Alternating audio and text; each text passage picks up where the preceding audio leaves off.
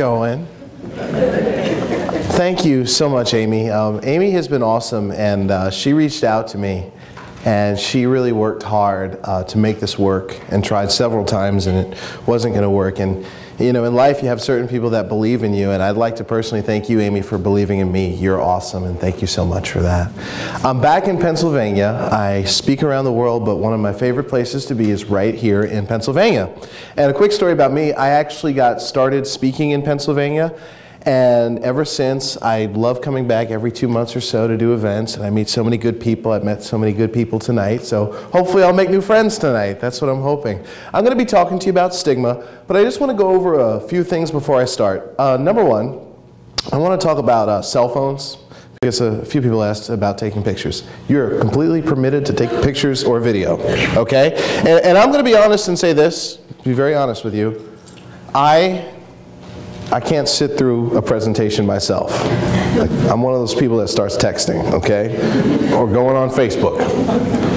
So, if you feel the need to take out your phone and text your friend or go on Facebook, please have the decency to go to my Facebook page and like it. Or tweet me on Twitter. It's all good. You don't have to make eye contact with me, it's okay. As long as you're listening to me, you can text away. A few other things. One thing I've learned about my presentations from other audience members is I'm going to be very honest with you, and for some of you it might actually get a little uncomfortable. So I just want to warn you about that. And also, I have a handout that you were given that actually has some things that you can fill in. You can write some things down if you want. I encourage you to do so. I want you to walk away with something today. As I was telling someone before, I actually really can't stand listening to speakers sometimes because you don't walk away with something, but I promise you I'm going to give you something to walk away with that you can actually start using tonight, okay? Any other thing that I wanted to tell you? Afterward, I'm going to be outside to speak with you. If you want to chat with me, I'd love to know more about you and hear your story. If you want to email me, that's fine. My contact information is there. Can I tell you about my pet situation? I've got a gift card in my pocket to Petco because eventually I'm going to get me a new pet. My hamster died back in October. And he was a dwarf hamster, and his name was Richard Gere. Why are you laughing? He didn't know. He didn't know about the rumor. So little Richard Gere, he was kind of like my friend, and I realized like why I'm still grieving over the loss of this hamster. He was just a lot like me in many ways. But my fond memory of Richard Gere was taking him to the vet. There was something in his eye.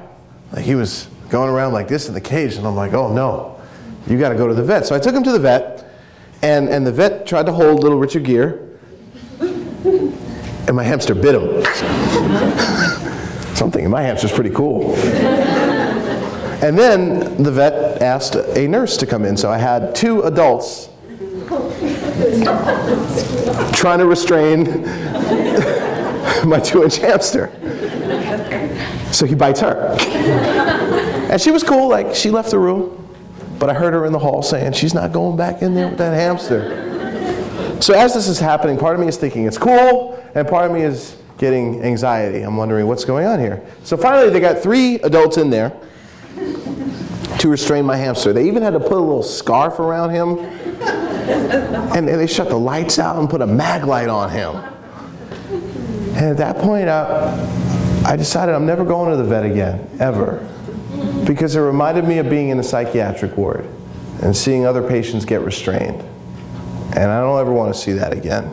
So that's why I can't get a pet. And even though I have the gift card, I just don't want to ever experience that again. So I struggle with mental health challenges. And I'm here to talk about stigma. Stigma is a word that is thrown around all the time. It just sounds sexy, and I want to kind of define what that means. We in this culture are really okay with talking about anything with our bodies from the neck down. In fact, if you look online, you can find celebrities posting pictures of their mastectomies online. But nobody ever talks about the issues up here. I thought one of my friends on Facebook said it best. He had one of those little cartoons with different boxes, and it had 4 boxes, kind of like an old comic book. And in box number 1, it said, if you're sick and you've got a cold, you post that on Facebook, people comment and tell you to feel better. And in box number 2, it said if you break your arm, people sign your cast. And in box number 3, it said if you're in the hospital and you have surgery, people will come visit you, they'll give you a card, and they might even give you a little stuffed animal. And in box number 4, it said if people find out that you have mental health issues, they want to get far away from you. Well, my name is Mike Veny, and I've got mental health issues. And if you want to get away from me, it's okay. The door is right there. So when I talk about my mental health challenges, I don't usually use the term mental illness. That's my own choice. I just say mental health challenges. That's the word I feel comfortable with. But, you know, we now say behavioral health challenges, psychological challenges. But that's the one I use. But the way I can describe it is, who likes food here? Raise your hand if you like food.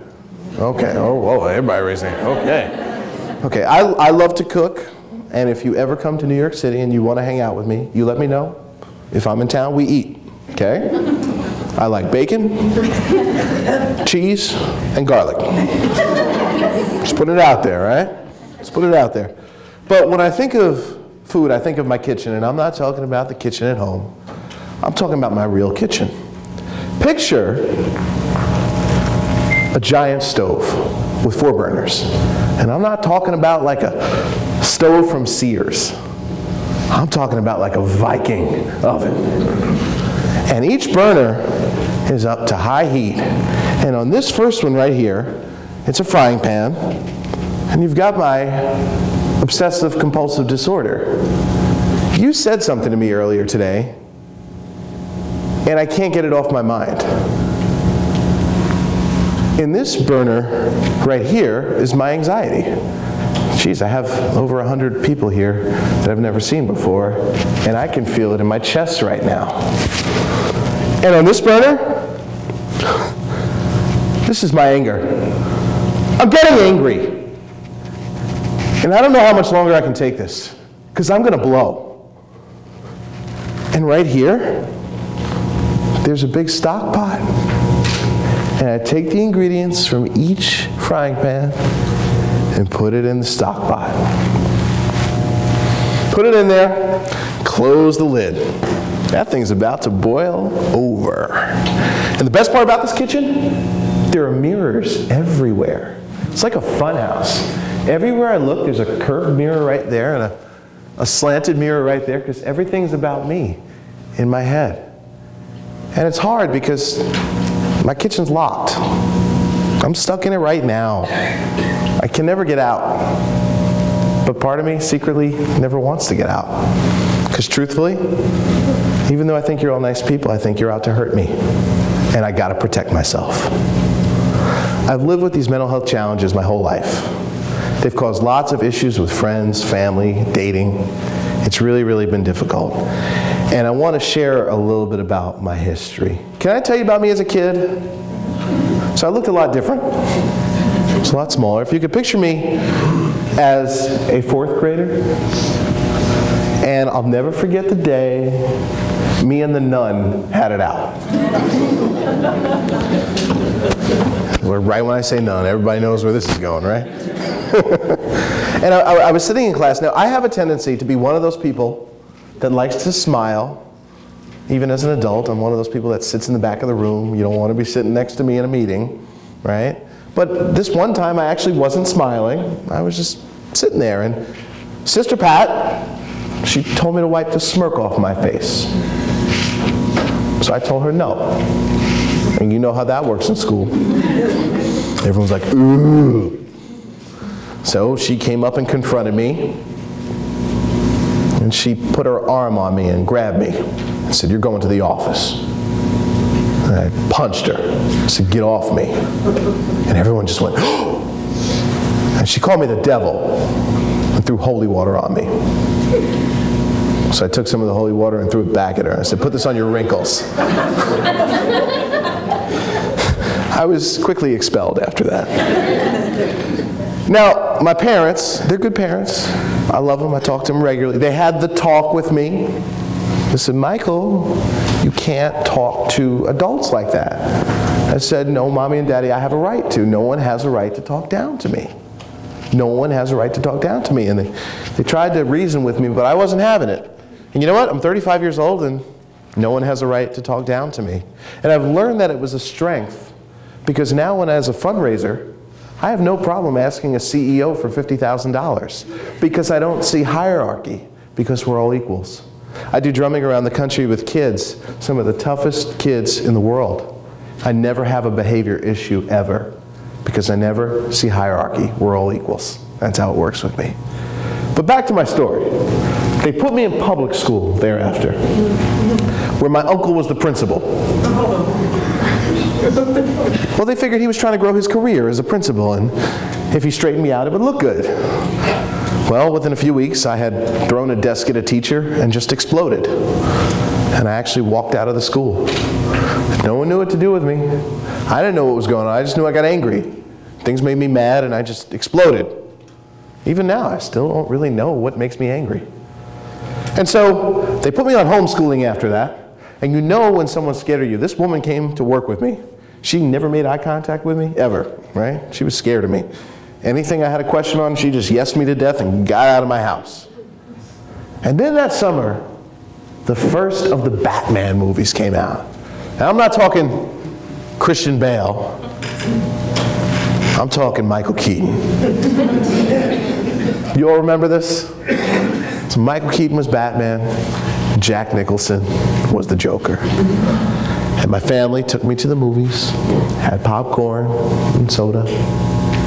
And I came home, and I don't know what went on inside me, but I just became like a volcano, and it all came out. I exploded. I destroyed my parents' home. I was throwing furniture. The police were outside, and they quickly put me in the hospital. And there I was, a young kid in this place with green walls, ugly paint, and they took my shoelaces away from me because they thought I was going to hurt myself, and I'm supposed to get better. And that was my experience in the psychiatric hospital for the first time. And quickly after a few weeks, I learned that I just need to promise that I'm going to behave and convince the doctors, and that's how you get discharged. You got to promise you're going to behave. Be convincing. Works every time. So I did that. They let me out. And then at 10 years old, they put me in special education. My mom felt that that was a good decision for me, and the one-on-one attention from the teacher would be good. I kind of like special education, but I used to really piss off my teacher because I didn't like to do the schoolwork, but I would always tap on my desk.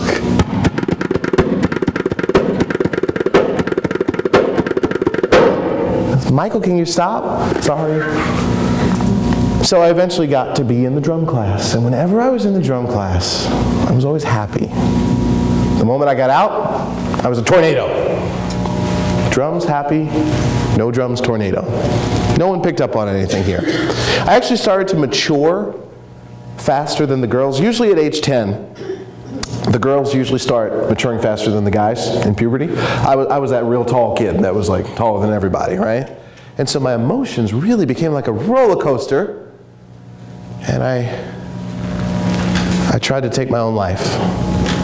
And if it wasn't for Mommy getting me to the hospital to get my stomach pumped, I wouldn't be here today.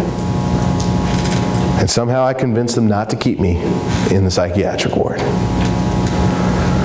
So after that, fast forward to 7th grade, I'm bigger, stronger, and I'm flipping out more. And I became a cutter. I needed to do something to take away the pain. I didn't know what was going on inside here. And every doctor they took me to just, okay, they tell me I need to learn coping skills. It's like, thanks. It's like, you don't know what the hell's going on with me. Coping skills. And I struggle with this, you know. It's just like, I sometimes always felt I related to the Incredible Hulk because I got him. I got him as a character. It's like something would trigger him and he would just explode. And in the end, he tried to do good stuff with it, but me, I couldn't. You know, I just knew I exploded, and once it was out, it was a problem. So in 7th grade, I was hospitalized, this time for 4 months. And no one could figure out what was wrong with me. I was given more and more medication, but I eventually got home visits. You get the day pass. Love the day pass, because whenever I had my day pass, my parents took me home. I didn't want to talk with them. I just wanted Taco Bell and to play the drums.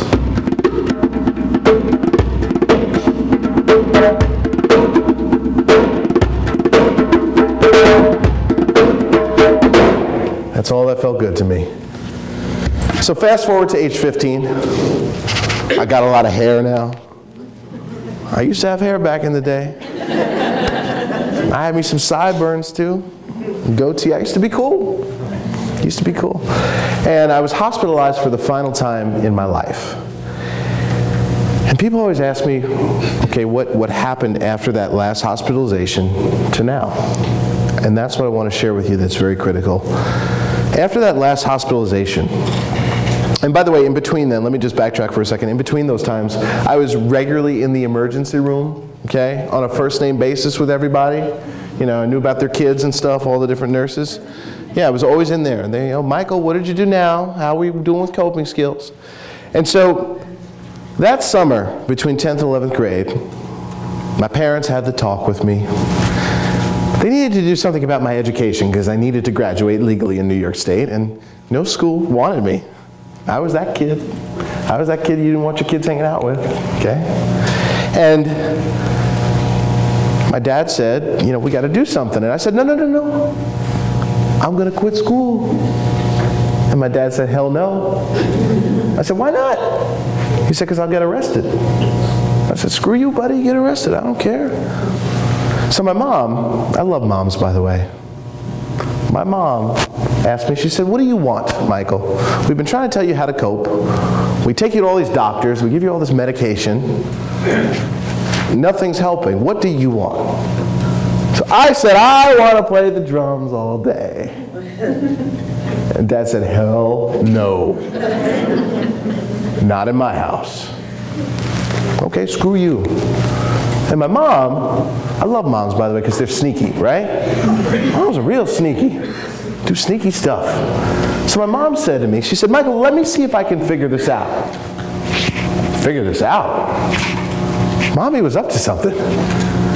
So that whole week, I would go up to her and say, Mommy, what's going on? We'll talk about it in a few days, Michael. Tell me! No, we'll talk about it in a few days. So the week comes around, and she said, I think I found a solution for you. How would you feel about playing drums in a performing arts high school? Half a day. I said, that'd be great. And I was so happy. And I actually, for the first time, felt a sense of hope, because I knew that that was the only thing that makes me feel good. So the first month of the school, I came in, had my hair, my sideburns, my jeans and my t-shirt, shirt that said girls suck. And I remember that first month I started to feel the anger coming. And I'm like, uh-oh, I thought this was supposed to work. This is not good. So I went into a practice room, had a big set of drums, and I played.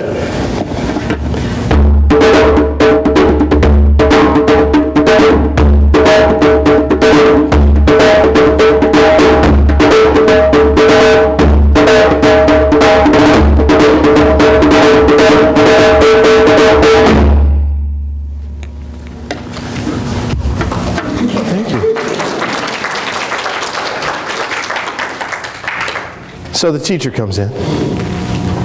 Michael, you're supposed to be in class. I know. But that sounds really good. Maybe we could use that in the concert. Oh, okay. Then I went back to class. A few weeks later, it was coming back. And I went into the practice room and got on the drums.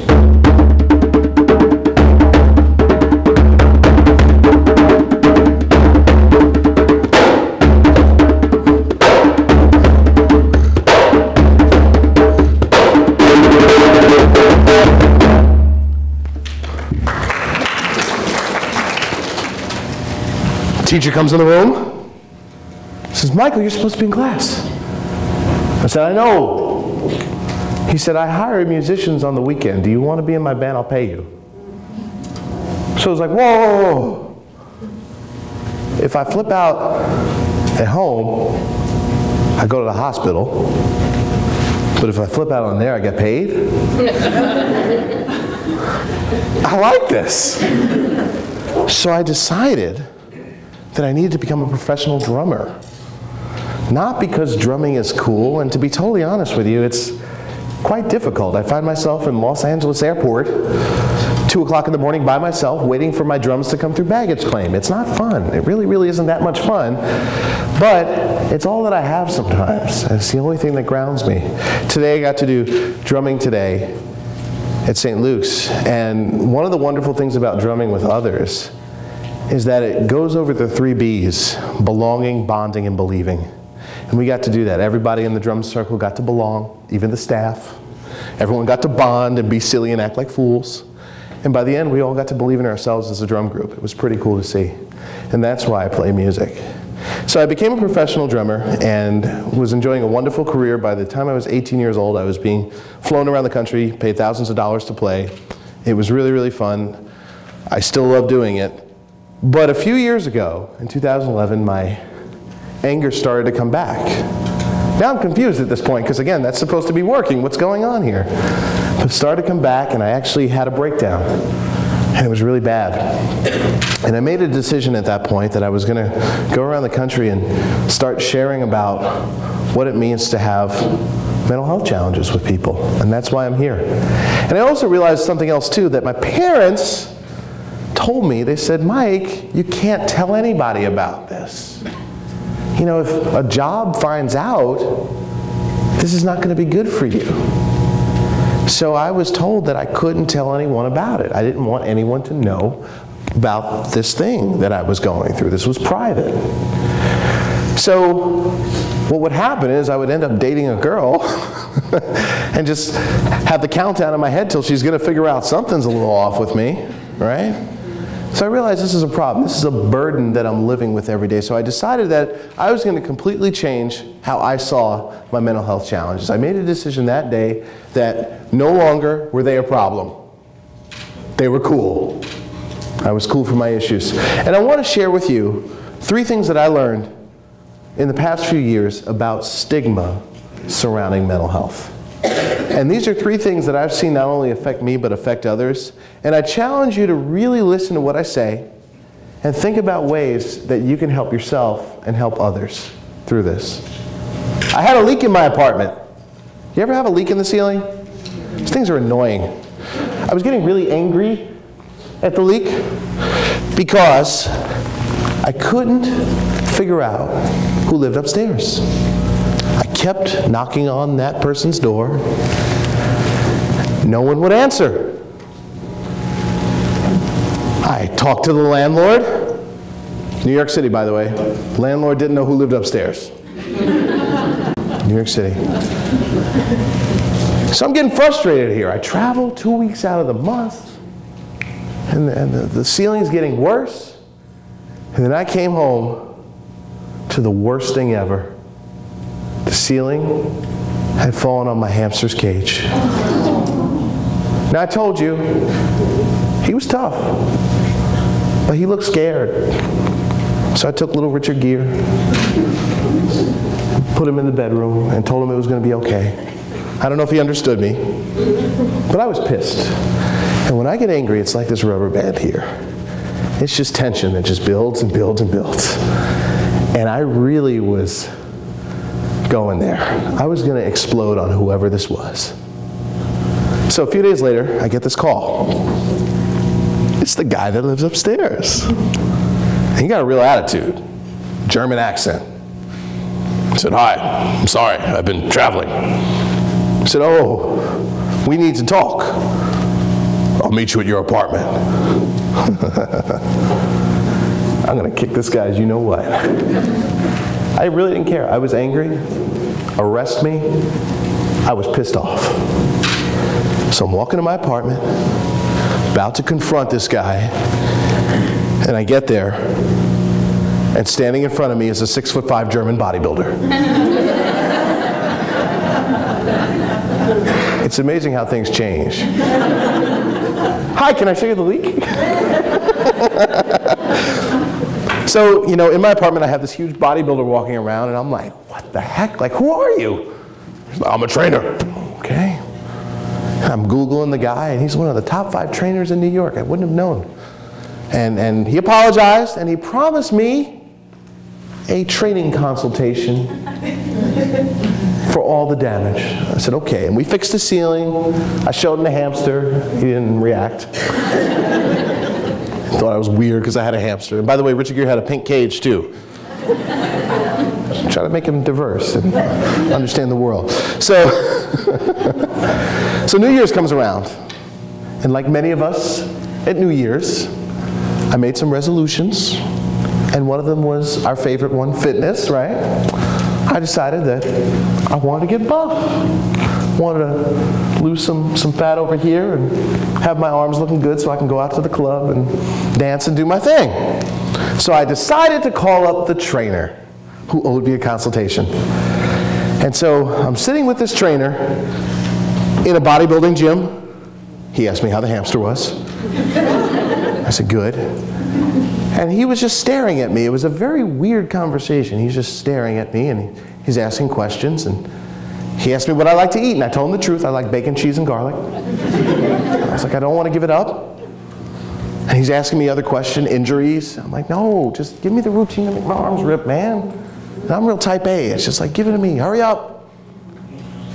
And by the end of our consultation, he says to me, he says, Mike, I have to tell you something. I follow your blog on transforming stigma. Oh, the mental health blog. Something you want to talk about? He goes, yeah. I'm bipolar and I struggle with anxiety. And I see the articles that you write about yourself. And I designed your workout around your mental health issues. Here's your routine. I'm like, whoa, okay. He said, you got to take this rubber band with you wherever you travel. And when you're feeling that anxiety in your chest, you got to do stuff to relax it. You got to take magnesium because they give that to women in labor, and that's going to help relax you. You got to get sun every day. And since then, he's been designing workouts for me around my mental health issues. He told me the muscles will come later. Take care of this first. And I learned the importance of taking care of myself. And because I take care of myself, I feel better about myself.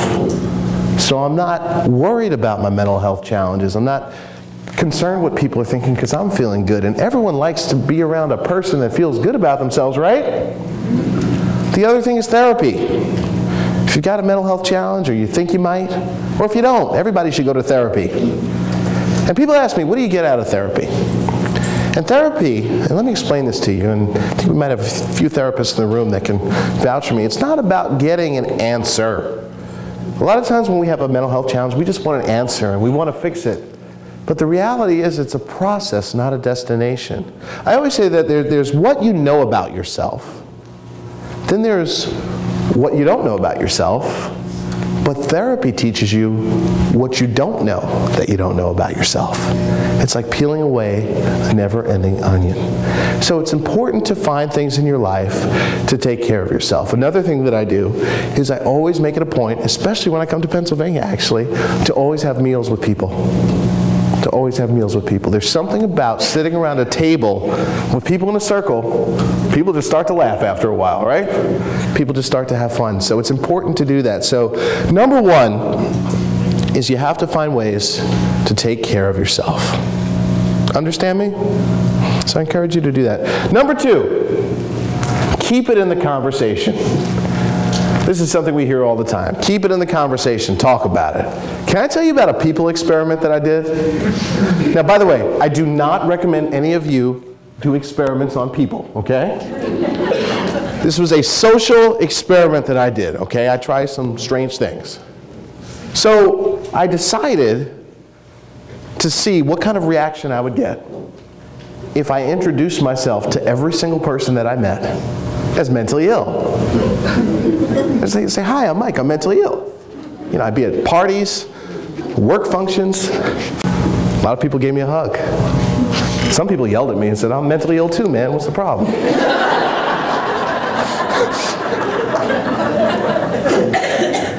And I got invited to more parties than I ever have in my life, and got hit on by more women than I ever have in my life.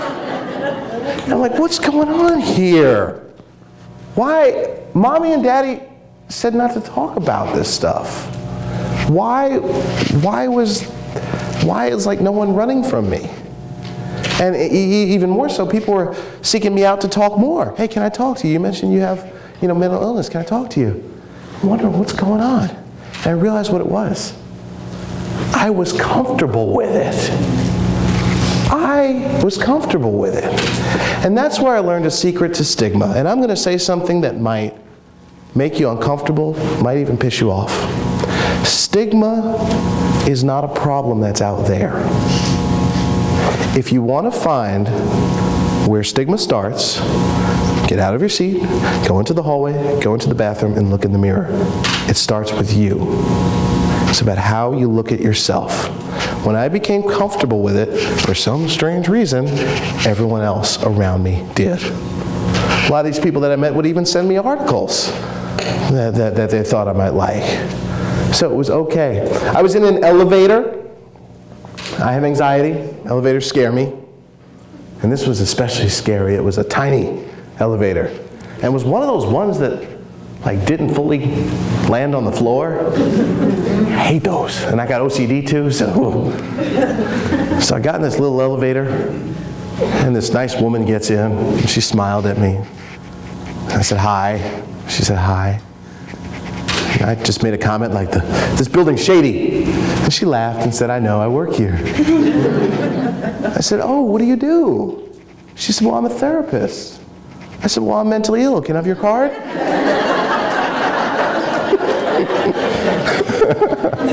She's been my therapist ever since.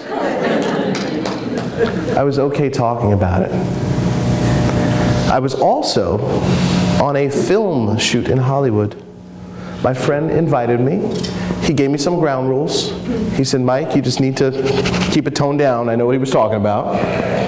And he said I had to wear a suit jacket. I'm like, okay, I'll wear a suit jacket. So I get to the event, and I met the director. This is a famous Hollywood director, and they gave me a copy of the script. They let me look at the script, and you know what? They let me sit in the director's chair. So I got to sit in the director's chair and look at the script. And they asked me if I had any suggestions. I said, yeah. I gave them my suggestions, and they tried them. This felt really good. And afterward, the director said, Mike, you should come out to eat with us. I see my friend looking at me like, uh-oh. And, we do that thing that us adults do. So tell me about you, And the director's asking everyone at the table to talk about themselves. And starts going around. And each person was doing something different in entertainment. And I could see my friend looking at me. Like, come on, man, I support you, buddy, but just don't go there. So we get to me. And I looked at him. And I said, I'm Mike, and I'm mentally ill. And I go to therapy each week, and I struggle with a lot of pain. And I have trouble dealing with people, and people find me strange. It got real quiet. And I started to speak more. I said, I was in the hospital, and it's been hard, but I'm doing good. I'm doing good. And the director looks at me and says, Mike, I was in the hospital too. And everyone's looking at the two of us now like, whoa, what's going on here? And he said, I was in the hospital several times, and I'm on this medication? Really interesting. And a few weeks later, my friend emails me and said, Mike, thank you so much for making that film shoot go so much smoother. You made the tension lessen because you just talked about stuff. It's important to talk about it.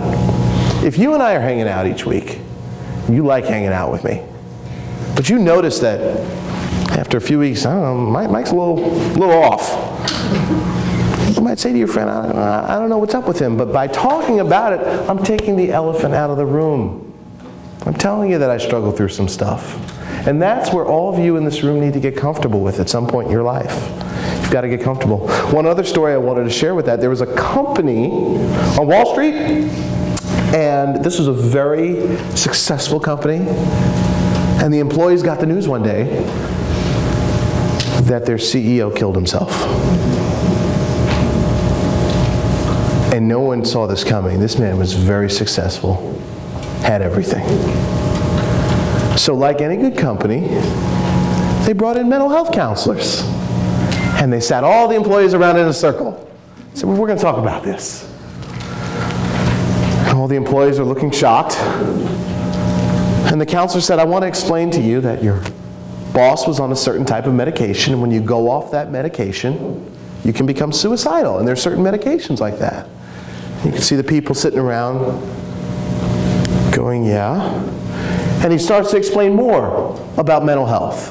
1 in 4 people, there are different types of issues. It can happen to anyone at any point in their life. Chances are someone you know, all the stuff we've all heard around mental health. Then one employee raises his hand. Everyone looks at him. Yes, sir. I'm on that same medication too. And everyone just looks at him funny. The mental health professional goes on and on to talk about anxiety, bipolar, even stress at work. 2 more people raise their hand. I'm guessing you can guess the end of the story. By the end of this meeting about mental health, every single person in this office was on a different medication with a different diagnosis. But you're not supposed to talk about this at work. So I leave you with this to start thinking about how can you put it in the conversation. We're very safe right here talking about it. But when you're out there, when you're at the supermarket, when you're at the bar, when you're hanging out with your friends, when you're playing a sport, that's when you should be talking about it. The third thing I encourage you all to do is look for teachable moments. One of the best ways to help yourself is to help others. Can I say a bad word? Go for it. Oh, go for it. Okay, cool. Wait 1 moment. Okay. Crap. That's not too bad, right? It's not too bad. Everyone's looking at me like, oh, what's he going to say? No. And the reason I say this, I just want to put this in perspective. Each person in this room has one thing in common. We all have some kind of crap in our lives. Doesn't matter what it is. It could be challenges with family, ourselves, friends, work. But one of the best ways to deal with those challenges in your life is to help someone else. And especially with mental health challenges, there are things called 12-step programs where you can go and talk about it with someone else. And sometimes your pain that you're going through that's so bad might just help someone else. And that's one of the most powerful ways to transform stigma. I mean, look at what I'm doing right here. I'm up here talking about my story to you in hopes that it will transform stigma. It's important to do that whenever you can. And sometimes you have to notice it.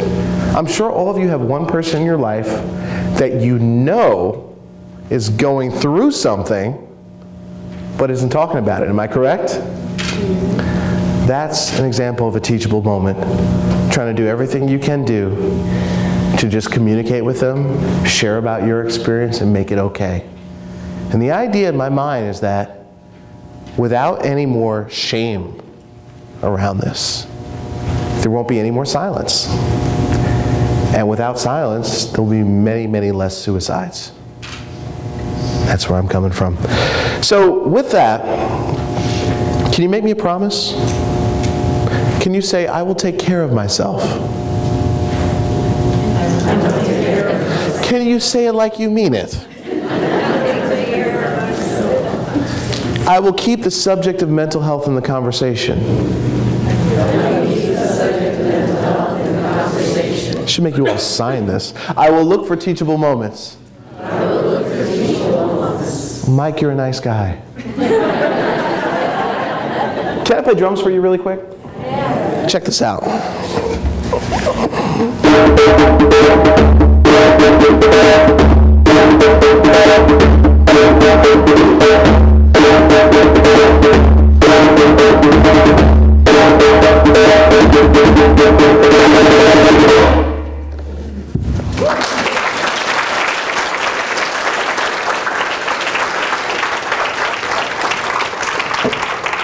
So we're going to take questions in a moment, but I want to share one final story with you.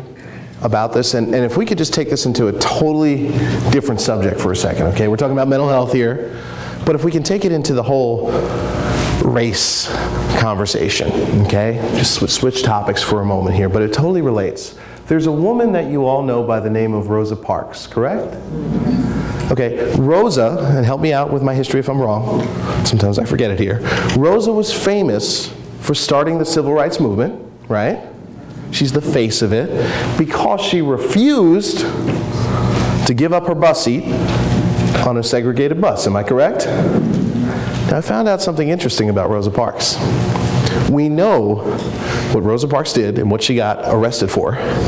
However, for 5 years prior to her arrest, there were several other blacks that got arrested for the exact same thing. So why do we only know about Rosa Parks? I found out why. Rosa caused a stir in the community when she got arrested. She was friends with everybody. So the entire town of Birmingham was pissed off. It wasn't this person, Rosa Parks, it was my friend Rosa. And why was she friends with everyone? Well, interestingly, she was known as a person who always took care of herself. She always kept the subject of race in the conversation. And she always looked for ways to find teachable moments. The story gets better. She got one of the wealthiest lawyers in Birmingham to help her out for free.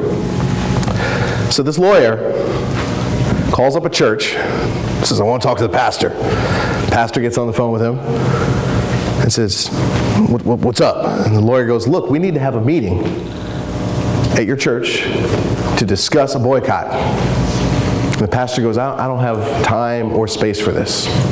So the lawyer's getting real firm. We need to have this meeting. It really needs to happen. The pastor says, I can't help you.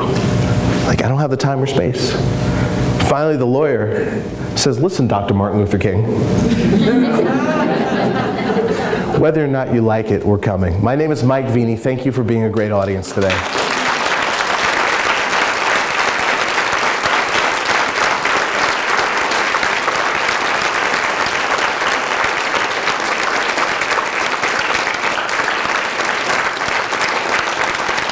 So I traveled all the way from New York, not just to speak to you. I want to hear some of your questions, because if you have even the smallest question, don't be afraid to ask it. You're not going to offend me, and your question might help someone else. And Stu has the microphone. We're going to do this like Oprah, right? I'll be Oprah. He's going to be Oprah. Okay. And does anyone have a question? None of you have a question. Right in the back. Thank you, Stu. Does Oprah blind?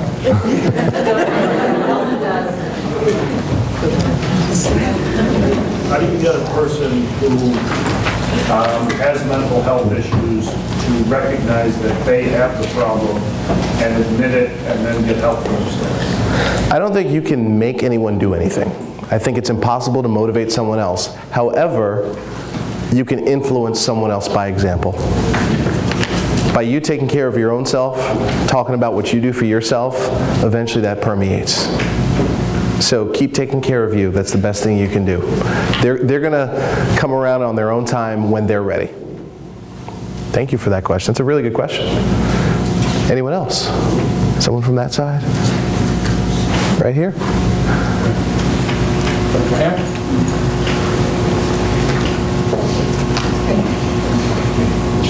Thanks, Mike. When you felt angry and agitated, could you pinpoint it to a specific incident, or did you just feel that it was something coming across you that you had no control over? I am 35 years old, and we're still trying to figure out the source of my anger. And you know what? Part of me is okay not knowing. The idea is that, like I said before about therapy, in the process, I'm learning a lot about myself. And it's okay if I don't have the answer. My mom, on the other hand, wishes for an answer. She wants to know what's causing this, and I just keep saying, Mommy, look, it just is what it is. You know, that's a great question. Thank you so much. Any others? Oh, we got two more, one there. Now the hands start going up. When you said that you had a nervous breakdown, what actually does that mean? Could you explain that? Well, kind of like I talked about my kitchen. in the beginning. That was happening over the course of a month. My anxiety was at an all-time high. I was being real explosive and just nasty to everybody and exploding for no reason, and I didn't know why. I was not even stressed about anything. It was bad, and I knew that I was on the verge of flipping out if I didn't do something about it. So I made the decision to go to therapy for the rest of my life and never stop, and start speaking about mental health, because that might be the only thing that just keeps me stable.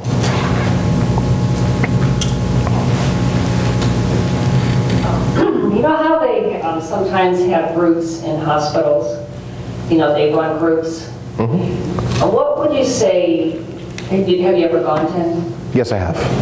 Was there any that were helpful, and was there any that just seemed like a waste of time? Now, what was helpful? Okay, when it comes to groups, it's just like therapists. It can go both ways. You know, the key is, if you're committed to helping yourself, a lot of times people say, look, I'm having an issue, I'll go to a therapist, and they don't like the therapist, this isn't working. You have to sit and find the right person for you, or the right group, and that just takes time. And for me, I've been very committed. One thing I didn't say when I talked to you about my therapist that I met in the elevator prior to her, I was looking every week for a different therapist because none of them were working out. So I think it's important, again, to look at it as a process, not a destination. You're not going to find the right support right away, but if you keep at it, you'll eventually land where you need to. Great question, thank you. And we had another one over there. Hi, Mike. Hi. My name is John Kenton, and I'm bipolar, and I also suffer from post-traumatic stress. And I wanted to ask you, what tools do you use to, it's like a lot of times I feel like the energy is like here in the chest, and I just want to rip it open and release it. What would you recommend some tips on how to deal with that? Exercise. Thanks. One of the things that I've noticed a lot of times when I speak to a lot of people who struggle with mental health challenges, I ask them about their exercise, and they're, well, I don't do that. You need to exercise, and sometimes we all have stuff inside that we need to let out, and forget any of the health benefits. It's good to have an activity like that. For me, I need to do physical stuff. I play drums. Whenever I can, I go for a hike because I like to rock climb, things like that. I just need to be always doing something. Amy, let me drum today.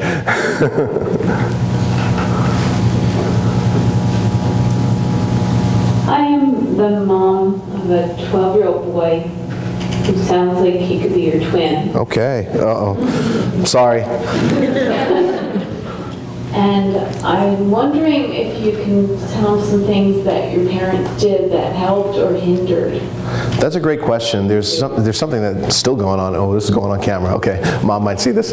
No, one of the things that I noticed in therapy, and this is actually like very recent, you're getting like really recent news for stuff I've been working on in therapy. I'm learning a lot about my relationship with my mom. And my parents did the absolute best. I have some awesome parents. They come out now and love to come see me play and get a beer and watch me in a bar. That's like their favorite thing to do. And I noticed that when I think about my relationship with my parents, sometimes when it came to my mother, she wasn't always fully present with me. And you know how you can tell when someone's present and in the moment? Again, she gave me her best efforts, but she wasn't always present trying to connect with me. And sometimes when you don't have that, that's really, really hard, and I wonder how much that contributed. So the one thing I always say to people is remember that, you know, your son's a human, and he's got feelings, and you just want to try to connect with him. You don't need to tell him, you don't need to prescribe, you know, or say, I've been through that too. Just empathize and be there. And that's a really difficult thing for a lot of us to do in relationships. But thank you for sharing that. And we had another one.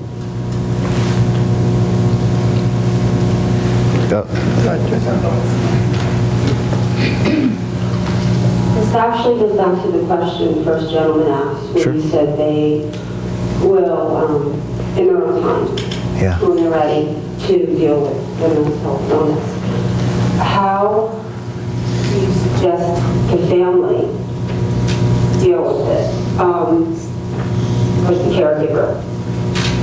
Dealing with the person who is mentally ill but is not willing to recognize it or accept it? I'm gonna answer it like this. I was telling some of the staff before, I used to have a mom's drumming group. and I told them I wasn't a mom, but they were okay. And the stuff that I heard from their mouths, whew. But they had the drumming group as respite for themselves because they had children who were just out of control, didn't want to get help. And what happened was every Wednesday we had our drum group from 6 to 8, and the moms became very serious about this group. It was like, who was making the pasta that week? You know, if I was 5 minutes late, I got spoken to. But what happened was they were starting to reflect on it and say that, you know, that their children were starting to notice that they had to be at this group every week. And what's this about? So their children who were going through challenges started to notice that they were taking care of themselves. And sometimes when you're the family members, we forget to take care of ourselves. That's important to do. You have to take care of you because, as I said before, again, you can't motivate anyone to do anything. You know, you're going to do it or not, but you can influence people through your own actions.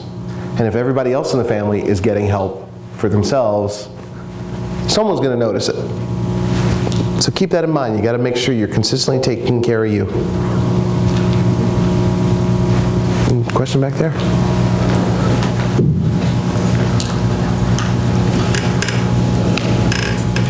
Hi. Hi. Starting out.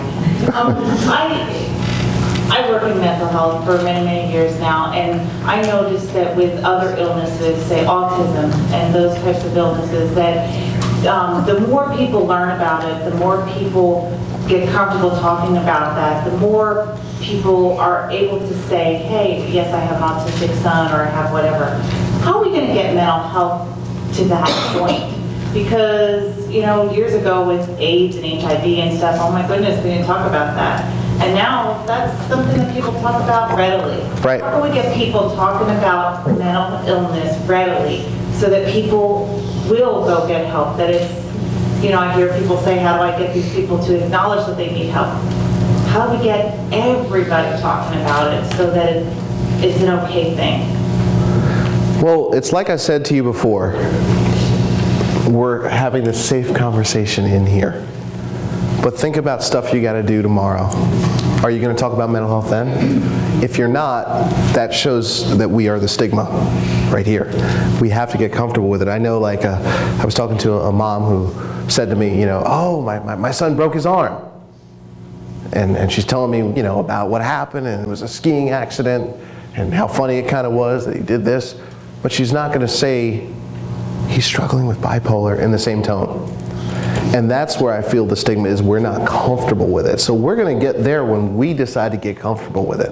And that's why, I mean, I'd probably get me a t-shirt. That's actually a good idea, Mike. I'm going to try to get me a t-shirt. It's like, I am mentally ill. See what happens with that. I'm going to wear that one to the bar, see what happens. Come in with some real confidence. No, but I think my point is we have to get comfortable with it. And you know, we're comfortable with the HIV conversation more than mental health. That's a great observation. And thank you for the work that you do in mental health. And yes, we have a question here. And there was someone over there that we skipped over. We'll be back. Okay. Whoa. Yeah, I guess this is more so a comment to piggyback off of that. What was like the NFL player last year who wore the green socks for Mental Health Awareness Week, and he got fined for it because they were all wearing pink in October for breast cancer awareness. And like that's something we're all comfortable talking about because the breast, you know, it's a horrible disease. And you know, we try to make it outspoken in the society. And I'm an art therapist too, so I love the drumming. I love the experience. Thank you.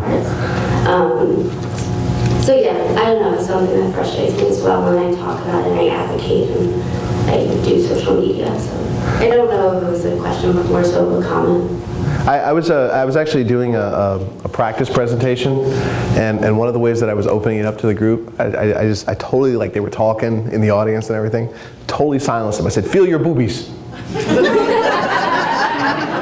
So where is this going? That's the name of a breast cancer campaign. Breast Cancer Foundation, the Feel Your Boobies Foundation. It's okay to say that 25 years ago, you're right. Shh, don't talk about that. Now it's okay. So I think, again, we had to get comfortable with that and just start talking about it more and more. And again, it's just the intention behind it. And that's why I say it's the simple intention of just making the decision to talk about it. Don't walk around ashamed about it. So thank you for sharing that. And we had another one, I think, up front here. When he gets here. Do you feel like we need to get to that same place with suicide and being able to talk about suicidality? Is there anything you can say about how you moved past that part of your life? It's still a tough thing to talk about. With suicide, it's interesting. I almost put it right up there with like the school shootings. You know, I think sometimes, I was reading a wonderful article, you can Google it, Stop Blaming the Media About the School Shootings and Blaming Mental Health on it. Because the media is going to twist anything, you know, that's what the media does, that's their job. But the thing is, even with suicide, you know, a celebrity commits suicide, it's like a hush-hush topic. You know, I just think, again, with that, the same thing, you need to talk about it. You need to, it can't be like, he committed suicide. You know, I had someone who recently I found out committed suicide, and I was really sad because I actually, I hadn't seen the guy in a while, and I was just starting to tell him, I was like, oh, I've been doing a lot in mental health, and he was pretty happy for me. And it was a very short conversation. I kind of wish I had more time. Didn't go into it, and so part of me felt a little like, oh no, you know, but I got the news that he killed himself. And when it was given to me, it was like a hush-hush thing. You know, it's not like, oh, he had a heart attack. So I think, again, we need to just intentionally choose to make it a comfortable subject, to answer your question. Thank you for asking that, though. And, Hi, my name is Dawn. I have a 14-year-old whose best friend tried to hang herself about 5 months ago, and I just keep telling everybody this story. And the school didn't do anything to address it, and then a month later, 2 of her other friends ended up in the hospital because they tried to commit suicide. The school doesn't even want to address it. They're all about this anti-bullying thing, no tolerance. And I'm sorry, there's going to be bullies everywhere. You know, give the kids coping skills to be able to deal with that. I would have thought they would have had an assembly or an ambient or somebody to talk to them. And they didn't do anything. They didn't do anything with it. So you got to keep talking. You just got to keep at it. There are certain people, I mean, you know, one thing I love to go around the country and talk about, I speak a lot of times in the conservative South. And I love looking at the person that hired me. And I say the most controversial thing. I say gay marriage. And it's like, uh-oh, where's he going to go with this? And it doesn't matter if you're for or against it. What matters is to understand that it's getting legislation because people are keeping it in the conversation. Even the people who are against it keep it in the conversation. So that's where mental health needs to get, where it's just a normal conversation, you know? And if someone was discriminated against for their gender or sexuality in school, we'd hear about that. That's a no-no because people are talking about it. So we have to, again, I'm going back to the same old thing here, but we have to just make it normal for us to talk about. So thank you for sharing that. And we had down there. Thank you for all your questions, everyone. Hey Mike, I'd just like to really thank you for sharing. You could also be my son. One of the questions that I have is, what do you say, you mentioned about searching for a therapist until you found anyone you connect with, but what do you say to a group of mental health people who are on limited income and they have a very limited option as to who they see for therapists, and they really don't feel that their therapists are helping them or even really care about them? Where do they go? One of the best things that I found besides therapy are 12-step programs. You don't have to have any money. You can go whenever you want. You're anonymous. So an ACOA? Yeah, I mean, you get peers, and they have, and I think it might be Emotions Anonymous, but there is one specifically for people with mental health challenges. And if there isn't one locally, you can start one. So that's what I always suggest. The 12-step programs are sometimes even better than therapy. You know, they really are. They save lives. They help so many people working through that big book of AA. Thank you. Thank you.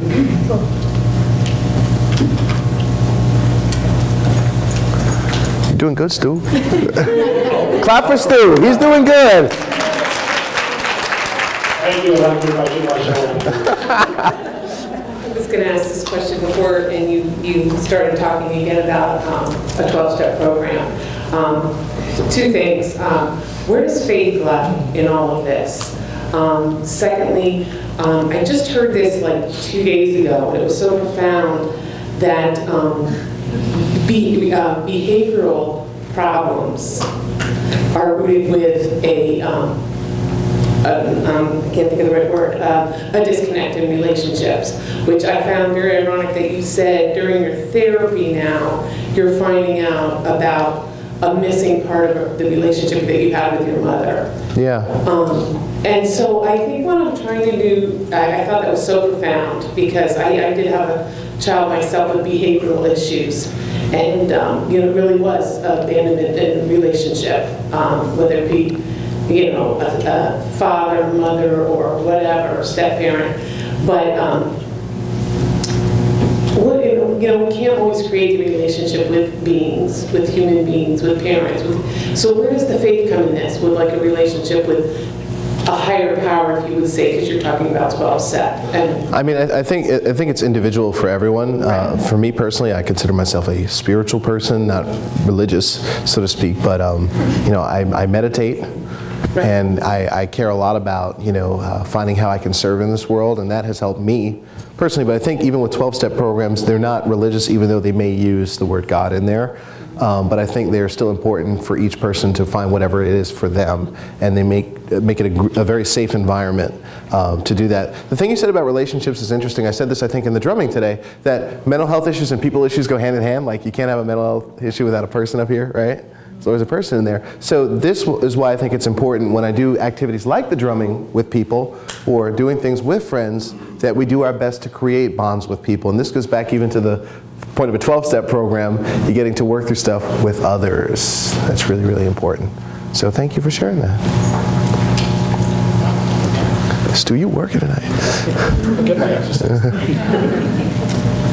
Can I just ask you, like with your OCD, like specifically, or not specifically, but how did you deal with that? Like, how did you learn to cope with it? Like, not cope, what kind of, did you get any kind of specific therapy, or did you more or less work with it yourself to try and get it under control? I accept it. Oh, okay. I accept it. I think it's cool now. I got checklist software. Got checklists for everything. But I learned in music, excellence is in the details. So OCD can be a good thing if used in a good way. Now, when something's on my mind that's not good, that's when I start getting in my little kitchen and problems start. But I've learned to accept it, not fight it. A lot of times, even with anxiety, sometimes the issue really isn't the anxiety, it's just knowing that you have anxiety and judging it that, oh, the anxiety is here. Why is it really a bad thing? It's just anxiety. It's just another feeling, something else we go through in the human experience. And when you can accept something, that changes things a lot. So thank you for sharing that. Hi. Hi. I have a question in regards to the anger management. Well, not necessarily anger management, but your expression of anger. You were talking about how you would just explode and express and show, pretty much that you were feeling that anger. And I guess in a way, in my opinion, it's probably better to do it that way in the sense that you're able to release it and it's able to come out. My concern is with my son, for example, I do know that he may sometimes have anger inside him or maybe feelings that are within him, but it's just so difficult because he tends to suppress them. And I feel like I want to somehow pull it out and I can't. How like, what would you suggest as a parent, Again, you can't motivate anyone to do anything. That's got to be on him to want to do that and want to explore that. You can want him to go right and he's going to go left. He's got to want to do that. And for me, I realized it was a problem because I'm destroying my parents' property. I don't have no friends. Girls were running away from me, though a few thought I was cool. But still, it was just really becoming a problem. And I realized that as I was becoming an adult and trying to start a career, that no one was going to want to be around me if I couldn't fix this. And so I really had to do something about it. One thing I am learning about anger, though, from my therapist recently, she doesn't think it's anger with me. She thinks it's depression, because sometimes depression can be disguised as anger. So keep that in mind.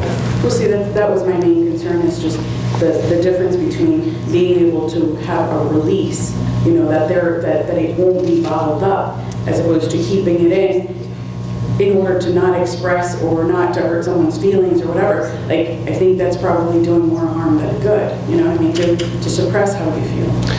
Yeah, but you don't want to, like, you know, start fighting people everywhere you go to. I think it's a balance. It's striking that right balance, and that's where finding a good therapist and being committed to it. And that starts with, you know, when he's ready to address that, you know, his own choices to do that. Thank you. Oh. About the 12-step programs, there's a meeting called Dual Recovery Anonymous. It's a 12-step program for those of us with emotional or psychiatric illness. Thank you. At AA, you can't raise your hand and say, I'm anxious, I'm depressed. The meeting is in South Bethlehem at 4th and Fillmore, Thursday at 7 o'clock, the Lodge. Thank you. Thank you. And she had a question right there.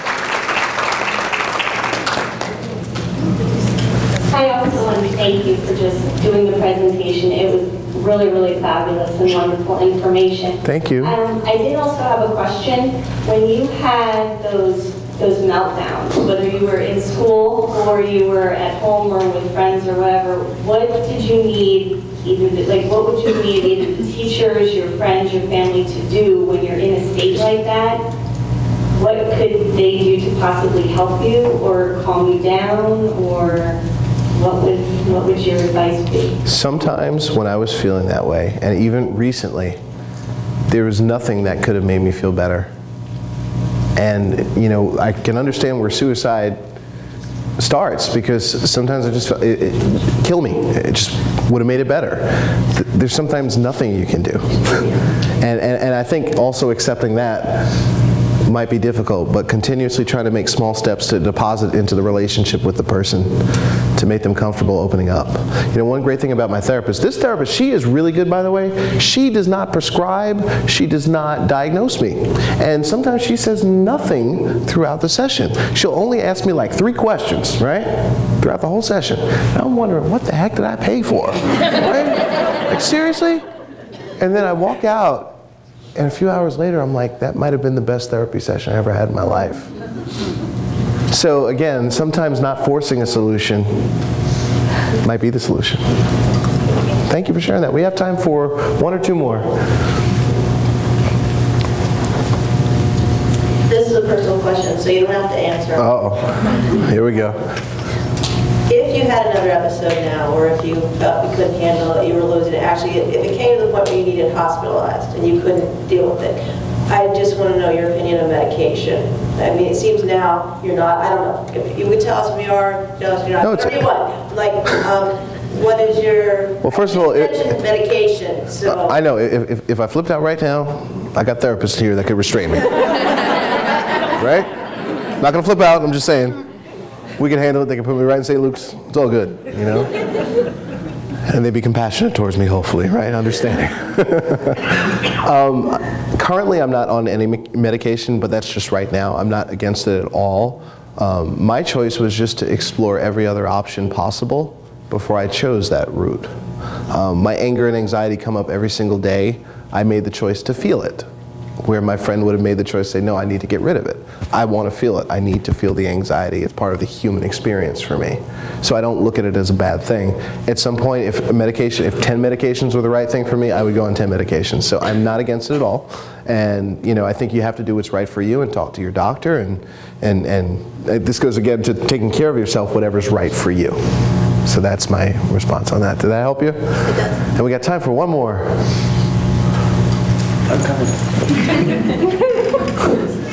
Stu's awesome. Hi, thanks, Mike. My name is Karen. I can't thank you enough in St. Luke's for doing this.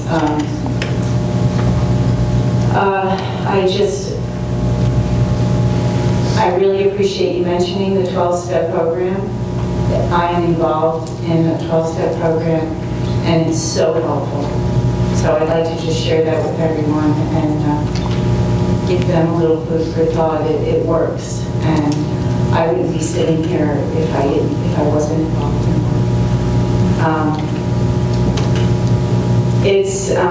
The other thing is when you're dealing with mental illness and there's also addiction and legal stuff involved, how do you in society comfortably talk about those things? It's not just mental illness, and feel like you fit in. Again, I'm gonna, that's a great question. And I have not been in your shoes, so I can't fully answer that without being in your shoes. But if I were, you've got to be comfortable with you. You have to. Yesterday, I was in West Virginia having the same conversation with a professional. She's the director of a major organization, and she just told me about some legal issues. And very similar to what you're saying right there. And she was telling me that I'm one of the few people she was telling about. And I said to her, when are you going to share your story? And she said, you're right. I need to get ready. I need to make that decision. And there was a moment of stigma right there. She helps people with the same challenges, but didn't want to share her own because she thought she'd be judged, and it just totally clicked. So again, I think it's about you getting comfortable with yourself. You know, it doesn't matter what, again, sorry to use the word crap again, kind of crap you have to be comfortable just being you. And that's it. And people are going to make the judgments they have. And you know what? Usually, if someone makes a judgment about you, come on, they got some issue of their own they're running away from, right? Right? So it's like usually the person who's homophobic, right? It's usually they got something in their closet, right? Like seriously. And so I think it's really, really important to remember that you know, you want to be comfortable with you. But thank you, everyone. I'm going to be outside. If you want to fill out one of those yellow cards, please feel free to give it to me. And thank you so much. I love you, Pennsylvania. Love you guys.